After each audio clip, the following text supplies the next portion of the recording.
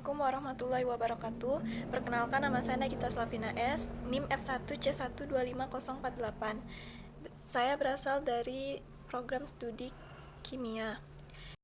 Materi yang akan saya jelaskan adalah wakaf dalam Islam. Pengertian wakaf secara etimologi atau bahasa, kata wakaf berasal dari bahasa Arab wakafa yang memiliki arti menahan atau diam di tempat. Kata ini kemudian berkembang menjadi waqf yang berarti menahan atau menghentikan sesuatu untuk tujuan tertentu. Menurut para ulama, wakaf adalah perbuatan menahan benda yang dapat diambil manfaatnya tanpa menghabiskan atau merusakkan bendanya itu sendiri dan digunakan untuk kebaikan yang diridhoi Allah Subhanahu wa taala. Dasar hukum wakaf. Wakaf memiliki dasar hukum yang sangat kuat dalam Islam, baik dari Al-Quran, hadis Nabi SAW, maupun ijma. Rukun dan syaraf wakaf. Rukun merupakan salah satu hal yang keberadaannya mutlak dipenuhi agar suatu perbuatan hukum itu sah dan mempunyai akibat hukum. Adapun yang menjadi rukun dan syarat wakaf adalah sebagai berikut. Yang pertama, ada pihak yang berwakaf atau wakifnya, orang yang melakukan perbuatan wakaf. Selanjutnya ada objek berupa harta kekayaan yang diwakafkan.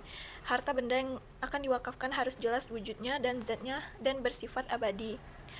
Yang ketiga ada penerimaan dan pengelolaan harta wakaf atau nazir.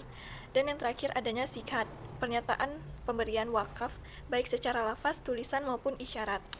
Selanjutnya ada jenis-jenis wakaf. Yang pertama ada wakaf ahli, yaitu wakaf yang ditujukan kepada orang-orang tertentu, seseorang atau lebih keluarga si wakif atau bukan.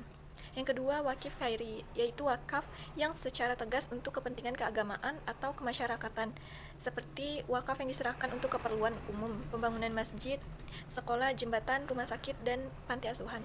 Adapun hikmah dan manfaat dari wakaf. Yang pertama, harta benda yang diwakafkan akan tetap terpelihara dan terjamin walau keberlangsungannya. Tidak perlu khawatir barangnya hilang atau pindah tangan, karena secara prinsip barang wakaf tidak boleh ditasarufkan, apakah itu dalam bentuk menjual, dihibahkan, atau diwariskan. Yang kedua, pahala dan keuntungan bagi si wakaf akan tetap mengalir walaupun suatu ketika ia sudah meninggal dunia. Yang ketiga, wakaf merupakan salah satu sumber dana yang paling penting manfaatnya bagi keindahan kehidupan agama dan umat, antara lain untuk pembinaan mental, spiritual, dan pembangunan segi fisik. Kesimpulan dari materi yang saya bawakan adalah wakaf merupakan salah satu instrumen penting dalam ajaran Islam yang memiliki peran strategis dalam mewujudkan kesejahteraan umat. Berdasarkan dalil Al-Quran, hadis, serta ijma ulama, wakaf tidak hanya bernilai ibadah individual, tetapi juga memiliki fungsi sosial yang sangat besar. Selain menjadi amal jariah yang pahalanya terus mengalir, wakaf juga berfungsi sebagai sarana pembangunan ekonomi dan sosial umat. Hanya itu materi yang dapat saya sampaikan. Lebih kurangnya mohon maaf. Assalamualaikum warahmatullahi wabarakatuh.